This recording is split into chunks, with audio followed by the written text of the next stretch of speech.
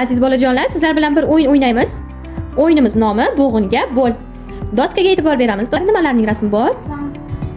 Idishlarning rasmi bor va bularga 1, 2, 3, 4, 5 bo'g'in deb yozilgan. Endi partamiz ustida bizga kichkina rasmchalar bor. Siz bu rasmdagi narsalarning nomini aytasiz, bo'g'inga bo'lasiz va kerakli idishga yopishtirasiz. Tayyormisiz? Qani Ansora, orqadan boshlaymiz. Ansora, Diyorbek.